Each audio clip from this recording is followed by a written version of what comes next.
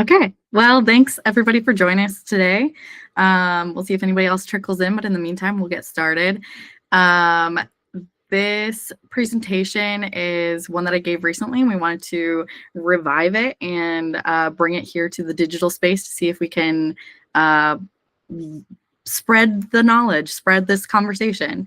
I'm Liz Czerwinski. I'm an instructional designer at Ken Cook Company. We are, I live in Madison, but our office is in New Berlin, just outside of Milwaukee, Wisconsin. And the topic at hand today is, if I can get this to go, training the end user and using a course study in, or a course creation case study to delve into how to reach that end user. So hopefully this is an intriguing topic to anybody who's come today. And before we dive into looking at the specifics of this case study, we're going to start out with just some instructional design 101. And wherever you're coming from with your background, maybe this is like a no-brainer, or maybe this is the first time you've kind of thought about this, but training can fall into three major buckets here. So we've got in-person training, e-learning, and blended. So in-person training is really going to be more at the instructor's pace, which can be kind of a pro or a con, depending on the instructor, depending on how you relate to that instructor. But it's helpful that the instructor can be there to answer questions in real time and be a resource to you. And then you can also tailor that instruction to the specific group of students in front of you, whether that's just a handful or a large group, but you can really make sure that that is engaging for that group. E-learning is maybe the opposite side of that. It's all digital, all online, and it's really at the user's pace. Most e-learning now is something that you can leave and come back to. You can do it in bite-sized pieces. It is the convenience of online learning. But one drawback there is that it might be a little more standardized for anybody to take it, rather than that really tailored to the group that you can get with in-person training. And then blended can be the best of both worlds, combining those two things. So with e-learning, there's a bunch of different ways that you can achieve this. For instance, you could do like an e-learning course that then afterwards you do an in-person practice or touch base. You could also have an in-person training that brings in things like AR, VR, or other technology that kind of brings in that digital e-learning into the in-person training. So that's kind of that instructional design 101.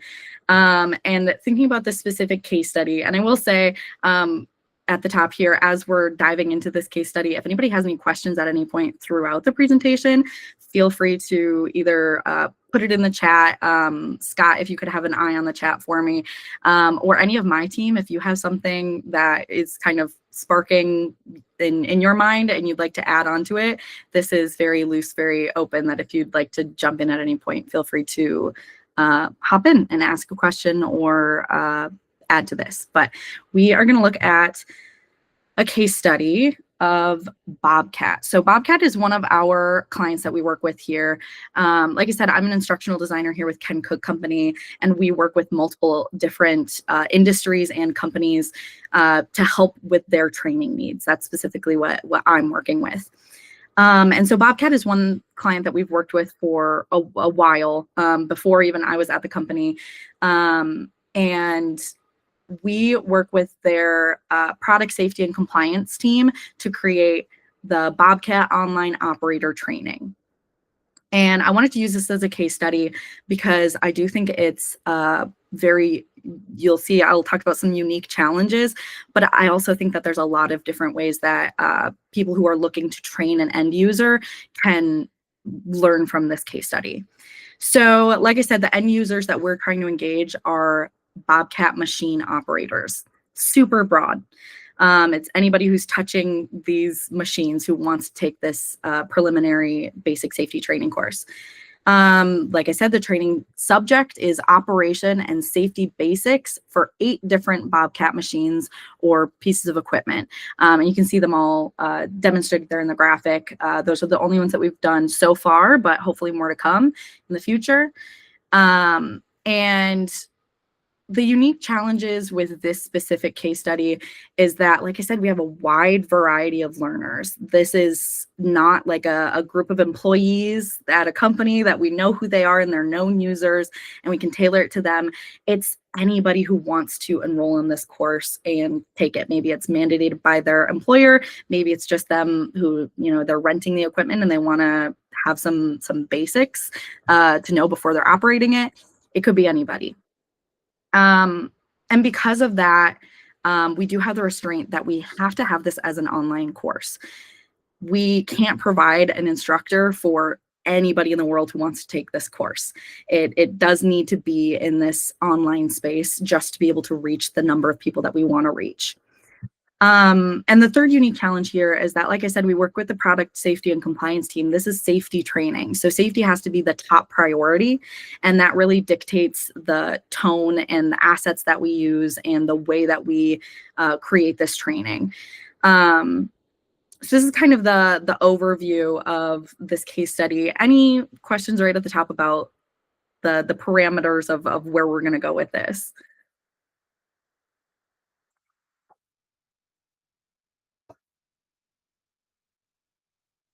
Okay, well, if you do have any questions, feel free to, like I said, put it in the chat, or I think everybody has the ability to unmute. You can always unmute if you'd like to. So there's a lot that goes into creating a course like this, but we're going to look at the three main stages of the process, and that is scripting and pre-production, photo and video shoots, and the actual course creation itself. So starting with that first stage of the process, we've got scripting and pre-production. So script writing. For this stage, we work with our subject matter experts, our SMEs at Bobcat, who are mostly safety engineers, but that's not the only people that we're in contact with. There's a diverse team that we love working with, and we have frequent meetings with them the whole process to create and edit and outline a course script, a safety video script, and a shot list. So we are creating both a course and at the same time videos, whether they're for social media, things to kind of promote the course, or we put out like 10-ish minute video that covers the basics of what's covered in the course, the things that we would want out there for public consumption. Anybody can see this on YouTube, and it kind of lends well to the details that are in the course. And so it takes a while to create all of these documents and make sure that they are exactly the way that we want them formatted and the language that we want used.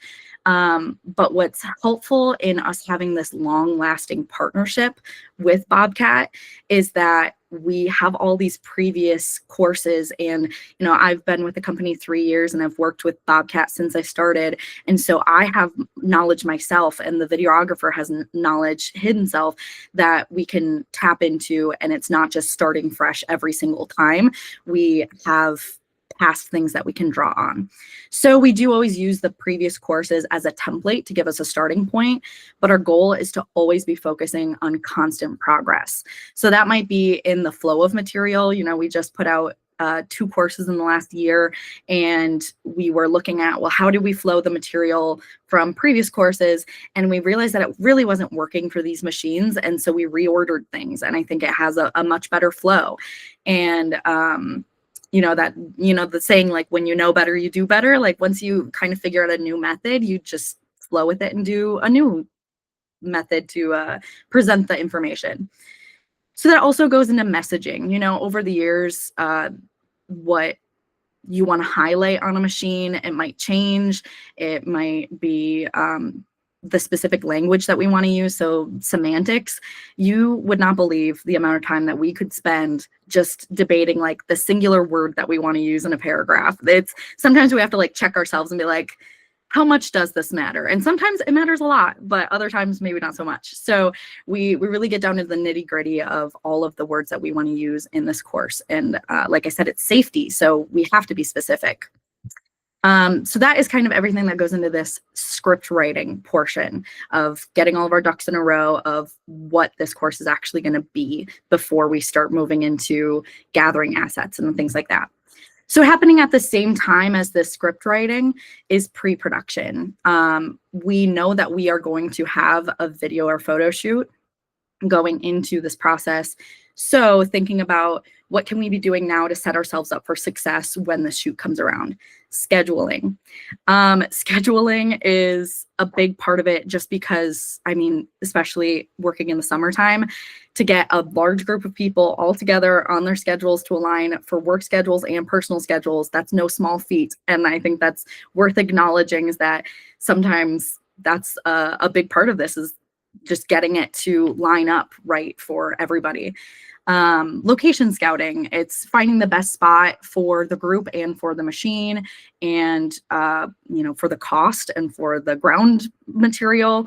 There's a lot that goes into it, and so that might require some travel ahead of time to go scout out where the best place is and where we could actually use the equipment. Acquiring machines and attachments. This is more of a challenge than you think it might be on some machines. So sometimes if it's something that's new and rolling out and we are creating the training ahead of time, so it's ready when the machine is ready, there might be only like one usable machine for us to use because it's still being manufactured and there aren't like a bounty of them for us to use.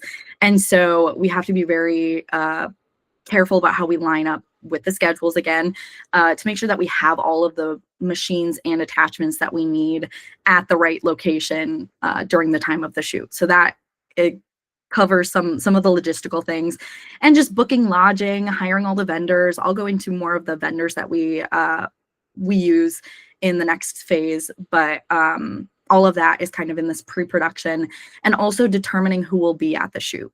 So there's a lot of people that are needed at a shoot like this, but also more people means more money. And that's always, something to keep in the back of our mind, is that, if this is a perfect world and we had all of the funds at our disposal, then sure, we'd have everybody there that we possibly could. But sometimes we have to be a bit more intentional about deciding who will be at each shoot and who's the most pivotal to have there. So these are just to highlight some of the things that go into this pre-production phase. Any questions about this section before we move into the next one? If I could just add and concur. Yeah, of course. I think the pre-production part of working on these courses has definitely evolved over the years, especially as the scale has gotten bigger with some of these shoots, or we're combining multiple projects or products into one shoot. And so the pre-production is a lot of this. I mean, don't get me wrong, every part of putting these courses and videos together is significant, but pre-production takes a lot of planning, takes a lot of failing and learning from those failures and fixing it the next time. But like with everything, I think we just get better and better. And I put a lot of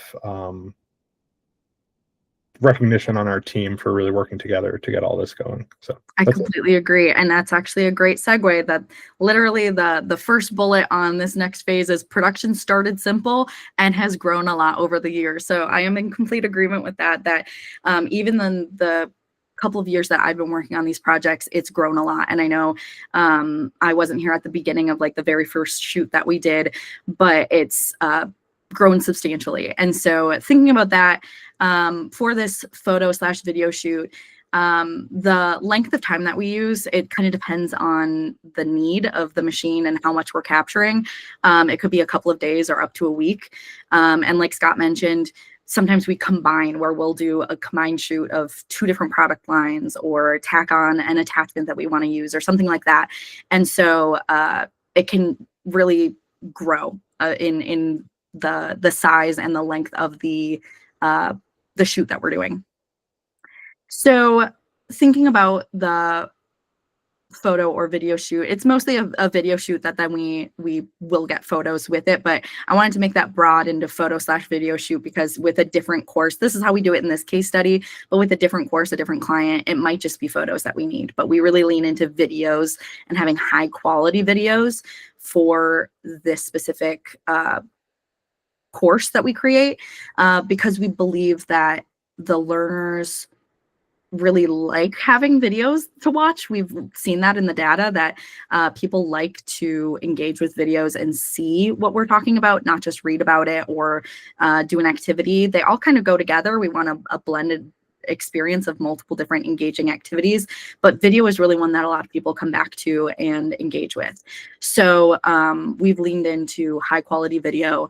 And like I said, that 10-minute video that we put out on YouTube, 10-ish, depending on the machine, that is also a resource that we want to be the authority in what is safe and proper operation for these machines. You know, if Bobcat doesn't put out a video stating what safe operation is, then someone else will fill that niche and try to make their own video of, okay, well, here, I just picked up this Bobcat equipment, let's make some content about it.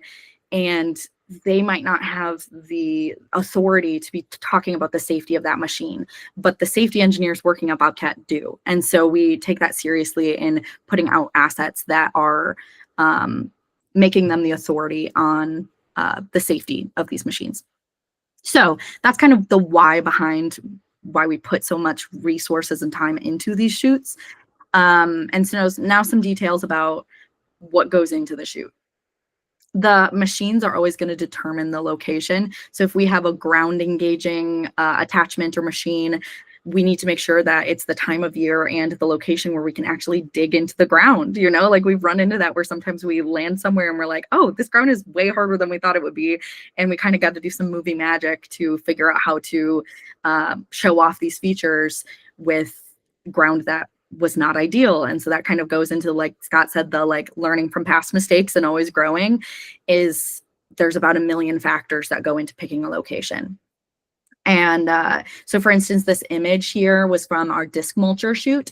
And so you can see that big intimidating blade on the front of that machine that mows down trees. It just annihilates trees. And so we needed to have trees that the landowner was cool with us annihilating. And in fact, at this location, it worked out that they really wanted some trees annihilated. So it was a mutually beneficial situation.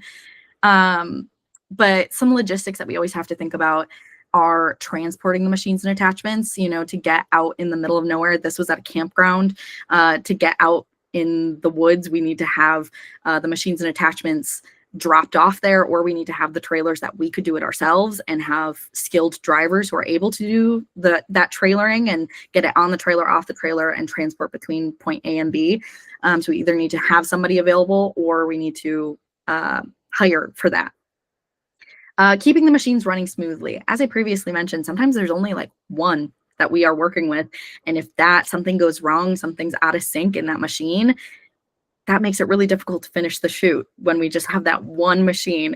And so we need to make sure that we are being careful and doing all of the preventative maintenance that we possibly can to make sure that the machine is running smoothly the entire time. And maybe that also means it needs to stay close to home. That machine, you know, the engineers who are working on that machine, we need to be near their location. So then we can make sure that they're available at a moment's notice to help if the machine has anything just, you know, routinely off with it that we need to solve. Ensuring that we're on schedule, that's always a big part because we need to use all of our daylight and make sure that we're getting all of the shots in that we planned, because adding another day isn't always feasible. And so we strictly adhere to our schedule, and at least the best that we can. And we try to plan in some buffer time. So that schedule is really important, of establishing that ahead of time and sticking to it. The final thing about logistics here is just anticipating needs. You know, what kind of things do we need to have on hand for not only the people and the machines that are there at that shoot? Is it going to be really hot? Is it going to be really buggy? Is it, you know, like, do we need to be moving the machine to the next shooting location while we're shooting this other machine, just to like keep things moving smoothly, and always anticipating what comes next and what are the next needs for the group of people or for the machines. So anticipating needs is a huge part of the shoot and keeping that on schedule, like I said. The next thing that I wanted to talk about with photo and video shoots is the team that it takes. So we need a lot of people for these shoots, and sometimes it's people wearing multiple different hats. So we need a lot of positions filled, and sometimes you got to take on multiple roles, and that's just kind of the way it goes, and we all adapt to that. But some things that we know that we need at a shoot are subject matter experts, the people who have the knowledge. So if we have a question of, oh, is it best to show it like this or like this, they can say it, or they know how to get the answer, and they can be the authority on set of telling us exactly how things need to go. Videographers, obviously, if we're going to get high quality video, we need to have some stellar videographers, and we've been blessed to work with one videographer for the entire time that I've been part of these projects, and so he really has a lot of knowledge, him and his team, that they have a lot of knowledge to help us, and we don't have to start from scratch every time. That he knows the shots that we are anticipating getting, and yeah, so that's a huge benefit to working with the same vendors. We need operators. So sometimes that's the same person as the subject matter expert. They are the experts in that machine, and they know how to operate that machine really well. So they're the ones literally operating the machine behind the scenes. And sometimes it's someone who is just a skilled operator, and they're just there to operate the machine the whole time. They're not the subject matter expert, but they do know what they're doing and they can operate it. Sometimes it's an actor. We do hire actors. Like I said, that's the next point on there. Whether they're able to operate the machines or it's just for other shots, having extra bodies on hand to serve as the trainee while the subject matter expert is the trainer, or things like that in the shots. Sometimes actors are necessary. We haven't needed them on the last couple of shoots, which has been a good thing, but that's never out of the question. We're always willing to add those in if we need to. Directors, people keeping track of the shot list, calling what's next, what we're going to move on to, keeping track of that schedule, someone who's able to just direct the steps of the day. Transportation, like I said, sometimes that's something that we're able to handle within our team that we've gathered, that they know how to get it on and off the trailer. They know how to drive the big truck that the trailer is attached to, and things like that. But sometimes we do have to hire out, especially to get it to the shooting location, and maybe we can get it around from like neighborhood to neighborhood, but getting it to that spot, we sometimes need to hire out for that. Technicians, as I've said a few times now, that when there's things that go wrong, it helps to have the person who knows how to fix it. We've been in some sticky situations where it's just like something that could happen to any machine, and it's just a matter of, natural wear on the machine, and we all of a sudden need to fix a problem in order to keep using the machine safely, and having somebody that knows how to do that is a huge help. That's something I've definitely learned over the course of these courses that we've worked on. And I like to say a jack of all trades, someone who can wear a ton of these hats is always helpful. Someone who can work with transportation and be an operator and step in for whatever we need. Those people are so valuable on a set like this. Yeah, these are some background images of the team that we've gathered on a couple of different shoots. You can see, talking about the environment, we've got our nifty little mosquito nets, because the bugs on that shoot were next level. I think we all have nightmares from that shoot of the amount of bugs and bug spray that we've inhaled from that shoot. And so we also had a big fan just to blow the bugs away. And so you never know what you're going to end up doing on a shoot. Sometimes it's exactly what you set out to do, and sometimes it's running to buy and operate a big fan to blow away mosquitoes. You really never know. Any questions on this phase of the photo/video shoot, the actual part of getting these assets?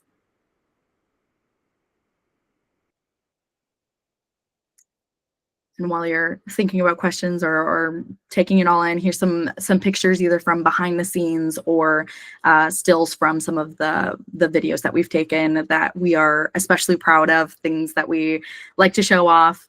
I like to say that up in the, I think it's, yeah, still top right for you, the mirroring throws me off. The aerator here, I like to say that this is like this aerator's senior photo. Like, that is just like, I've never seen a more pretty photo of an aerator. And if 6 years ago you would have said that I'd be talking about the beauty of an aerator, I would not have believed you. But here I am admiring this aerator because that's a great shot. And yeah, we love getting these shots that we can be proud of on these shoots with any of the machines that we get to work on.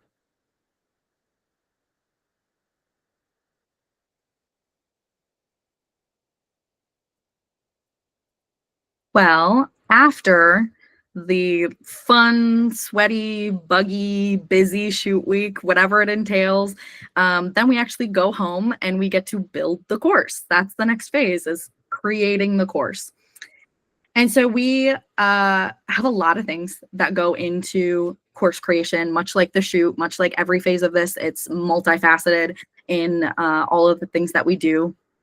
But showing off some of these things,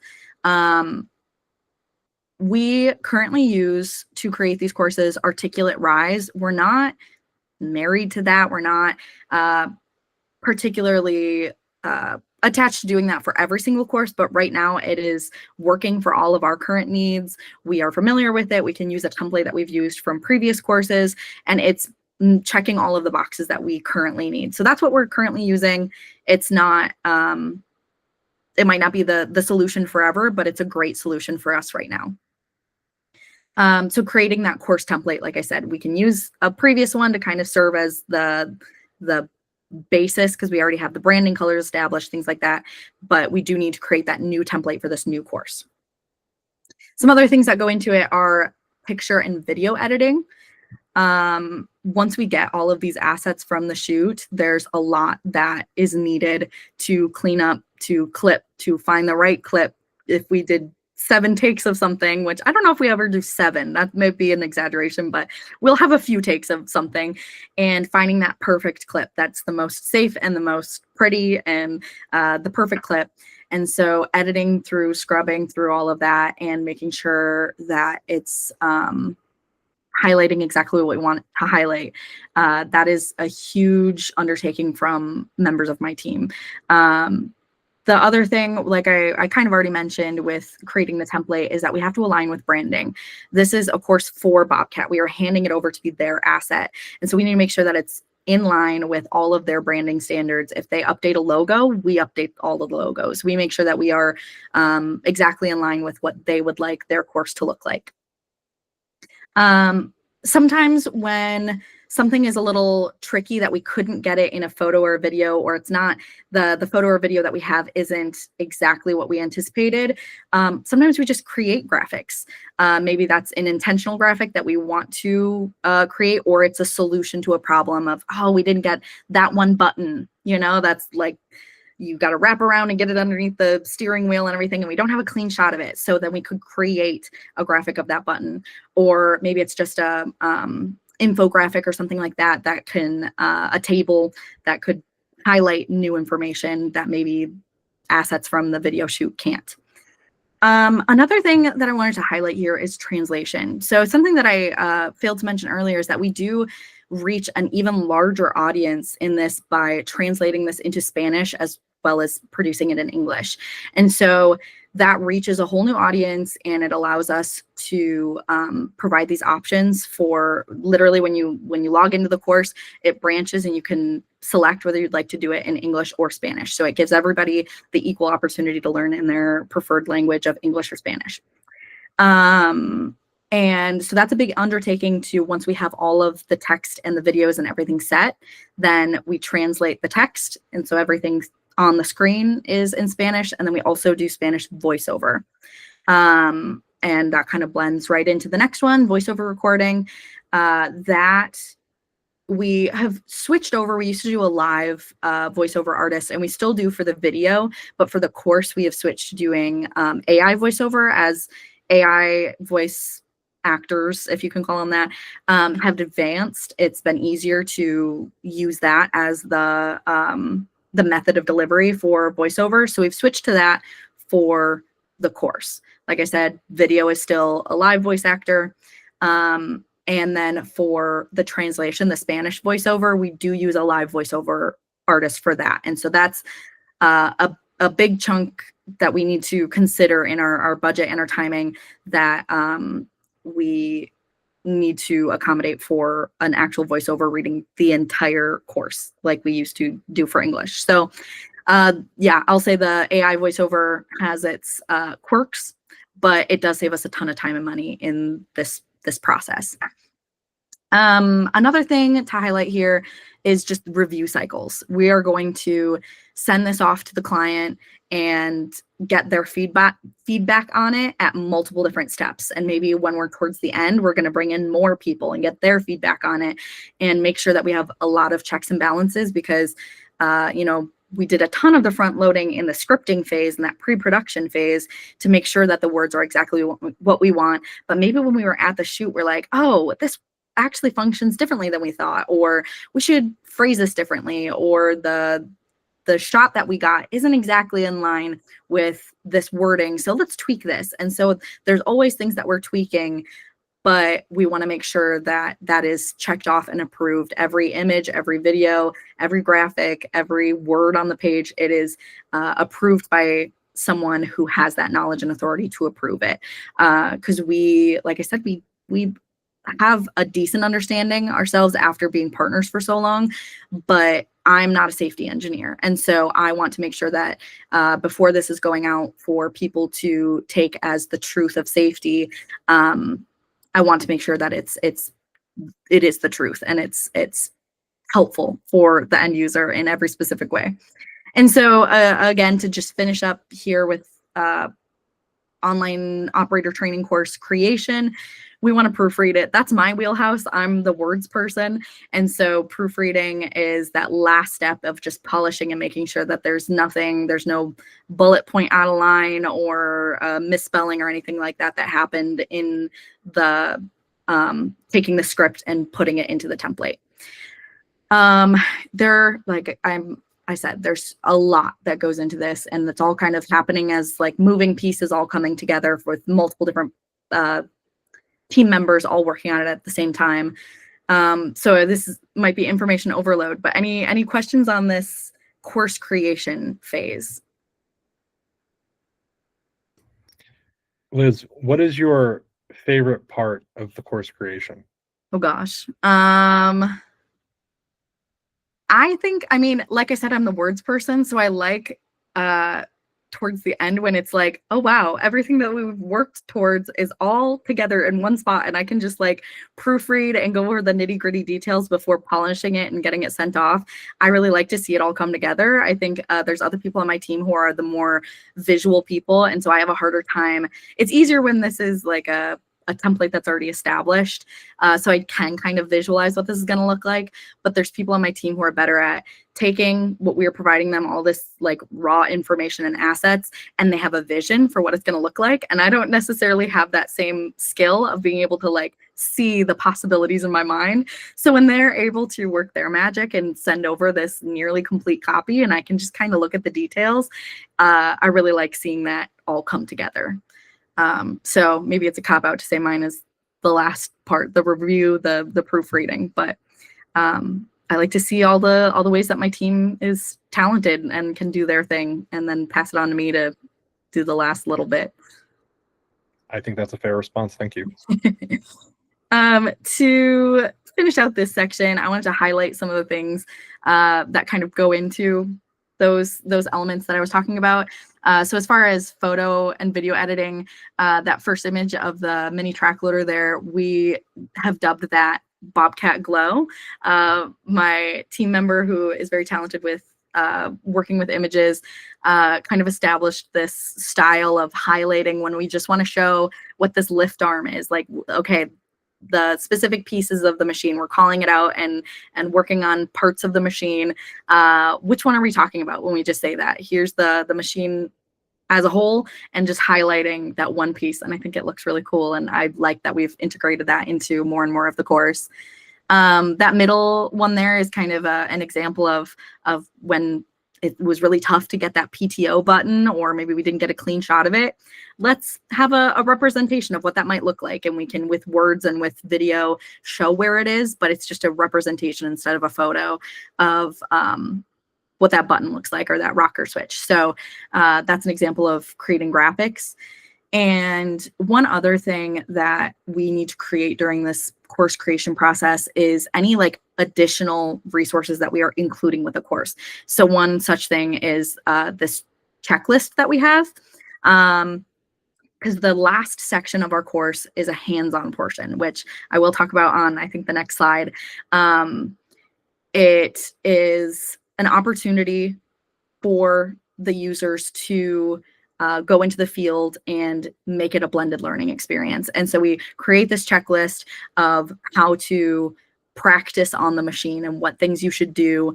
And so we have this, it's a printout and it's also part of the course to have the supplementary information or resource for them. So making sure that that PDF is up to date and aligned with brand standards and looking good is part of that course creation process. So if there's no questions about the course creation in general or any other questions, I did want to talk about just highlighting some of the things that we've noticed are working really well with this course, some things that we're really proud of. This is a good segue. I was just mentioning the hands-on section. So down here, this is what it looks like in the course. So where here, that's the printable handout, or you could use it, download it, have it on your phone or as a digital representation. That is also in the course as the final section of the course. So that hands-on section, it's videos showing exactly what the operator is doing for that step of the process. So this is inspecting the machine. It says, did the trainee complete the daily inspection before entering the machine? So that trainee, the person who took the course, goes out and finds a competent observer, someone that they trust and someone that is able to provide them with good, helpful feedback on their machine operation. And they're able to watch someone inspect the machine and then replicate it themselves. So taking their knowledge of the course and taking it into that blended learning experience. And that operator, or not the operator, the observer is able to check off each of these things as they go and say, yes, they did do that. They did do that. And that's just kind of another added level of accountability that we can't provide an instructor, but they can go out and find an observer who's able to provide them with feedback. And we kind of put that in their hands of making it a blended learning experience without us it being feasible to provide the trainer. I mentioned this already kind of in detail, is that videos are working really well. People like to be able to visually see what we're talking about. And so having high quality videos that are well produced and well shot go the extra mile, go above and beyond to really make this course something special. And it is a great resource for the company in general, that if we have a video that was taken at this shoot where the person doing the action is an actual safety engineer or just a really trained operator, and the people watching it, we're all watching it to catch all those gotchas of, oh, well, did they have their PPE on? Is this exactly the safe operation that we want to show off? We're all thinking safety training in mind. That means that we're producing really great assets that could be used in marketing or other things that are still showing off safe operation. You know, with a marketing shoot, their priorities might be, are we showing this off well? Are we, you know, they're thinking about the brand and the experience, and they might not always, this might be a blanket statement, but they might not always be thinking about those nitty-gritty safety details. And so the assets aren't displaying safe operation in every instance. And so we like to have this as a feature, a benefit of these shoots, that all of these videos can be used for other things within the company. And we already know that they're vetted by the safety professionals who would be vetting the other videos anyway. The last thing I wanted to highlight here is a QR code on the machine itself. So most or all of the machines that are coming out of Bobcat now have this QR code right on the machine. You can see that in the image. This was, I think, one of the turf pieces of equipment that we were working on a couple of years ago. And you can scan it right with your phone or iPad or whatever you have that can scan a QR code. and it's going to take you right to our landing page for safety materials. You can see the course, you can see the training videos, you can see any resources that we have available for them to just have right there at their ready while they're with the machine. So having that there is a really accessible way to get people to try to engage with this learning when it's the most imperative, when you're right in front of the machine. So those are the things that I wanted to highlight that are working really well. Before I move on to some of the things that we're looking forward to in the future, any questions, comments?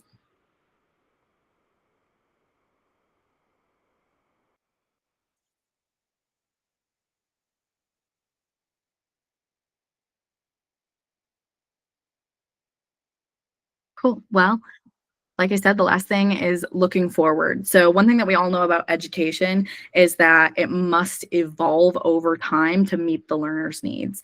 We can't have stagnant education that isn't keeping up with the times, especially in an e-learning situation where the landscape of how we're presenting this is always changing.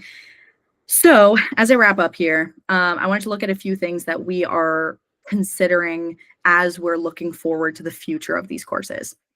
One thing is that just-in-time training.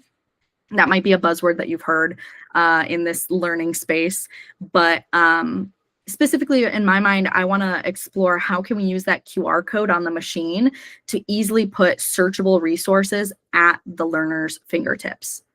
I see a comment, what was the e-learning platform? We use Articulate Rise. So Articulate is the overarching brand, and they have a couple of different tools. We use Rise 360 as the tool that we use. So that just-in-time training, we want to be able to get these resources to the learner exactly when they need it and make it quick and searchable, and maybe have those videos from the course available to them at a moment's notice. And it's not just a linear course, it's also something that's searchable and available. And so we're exploring options of how to use that landing page from the QR code even more effectively than we currently are. Another thing, good segue with the comment there, is that we are currently using Articulate Rise. We're exploring the option of using a new platform. We are working on some internal tools that we are using, and we're exploring the option of maybe using that, or just doing a stop and reflect on, is this tool working the same way that we have, I don't know how to phrase it. Is it working just as effectively now as it was 5 years ago? Is this the way that we want to move forward? Instead of just being like, well, we've always made it in this. And maybe the answer is that it is still the best tool, but I think it's important to have thoughtful conversations about pros, cons. Why are we using this tool? Is it because of habit and tradition, or is it because it's the best tool possible? So that's a conversation to have as we're looking forward. And the last two pieces I think kind of go hand in hand is that I would love to dig into the data of how these courses are doing. We always kind of routinely look at the XAPI data or the responses that we're getting from these courses.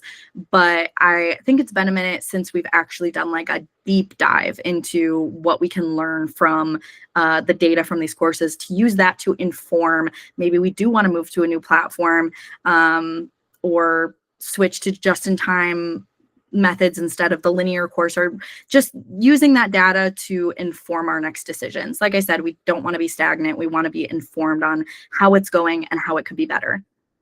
And along with that, I would love to do a user survey, catch some of those people that are taking it and maybe have taken multiple, because we do have a multi-course bundle too. Some people really like to get that, and they can, every time that we put out a new course or update it, they're always getting that updated multi-course bundle. So people who have taken multiple and have seen our growth, I would love to see their experience and their feedback, because that's something we haven't done in a while, of asking those end users directly of how we can improve. So we have some anecdotal evidence of how these things are working, and we have the data to back it up. But I think sometimes it's, if the timing and the budget allows, it's good to do a deep dive into where are we going in the future. It's not always feasible, but if it is, it's really important, I think, to check in every even few years just to see, are we on the right track before we keep doing what we're doing in the way that we're doing it. So those are the things that we are looking forward to. And all of these things are things that our team is pretty passionate about. And we're happy to talk to anybody about these topics. We love coming up with solutions for new clients, whether they're new or existing like this. We have this long-standing partnership that we love finding new solutions for these problems that arise. But it's also just as fun to dive into a new client and figure out a new challenge. So we are always welcome, or we always welcome conversations about these things in particular, but really anything in this space of e-learning. If you'd like to check out either the training assets that we have out there for Bobcat, it's bobcat.com/training, or explore more of the services that we have, it's kencook.com for our resources, and a bit more about what we do. Because this was just, I mean, we have our 3 pillars of print, train, create. This was really focused on that train part, which is where I work. But there's a lot out there of what Ken Cook Go does. Yeah, that is everything I have for you all today. If you have any questions or comments or anything, I'm happy to chat with anybody.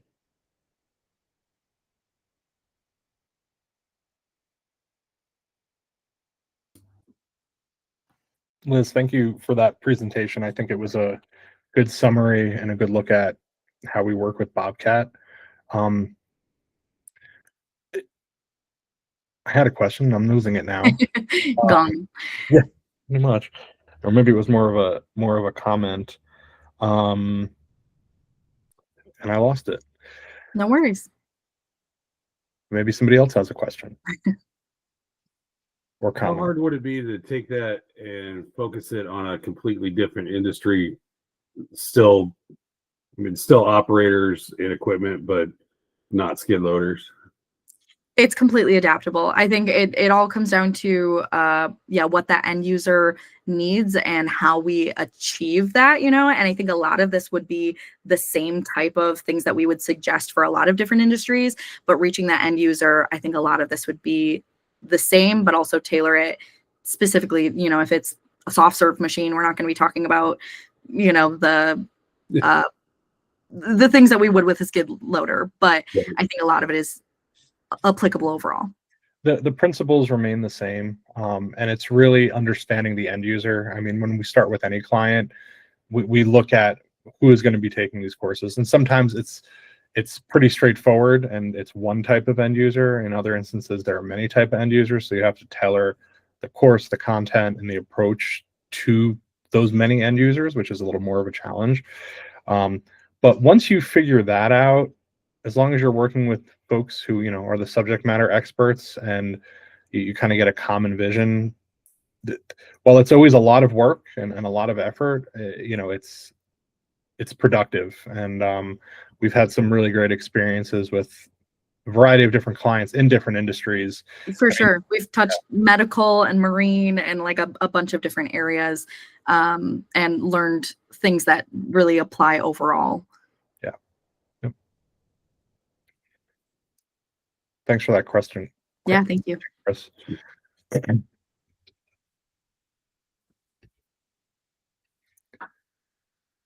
Any other questions or comments? Or from my team, did I leave anything crucial out? I welcome feedback too. I guess to expand on Chris's comment, this is Adam. I'm one of the CSMs here at Ken Cook Company as well. To expand on the answer for you, Chris, as well as in regards to what we do, not only for multiple industries, but also for multiple purposes. We highlight Bobcat safety training, mostly because we have full permission with them to use them in examples like this. But we've built out courses for other products. As Liz has said, in the medical industry, we've also done stuff for large engine manufacturers. We've done stuff in marine, whether it's operating a boat or it's actually like rebuilding the engines from outboard marines. But it's also different applications. So it's not just necessarily operator training. We also build out programs for like walk around or startup, safety meetings for facilities.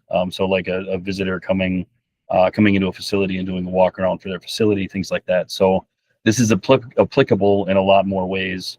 And as Liz said too, the stuff that we shoot can then be used for marketing or on other platforms or social media or other purposes. So it's really flexible in what we build out and what we can do.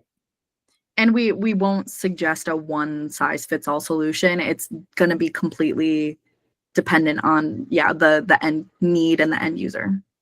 Okay.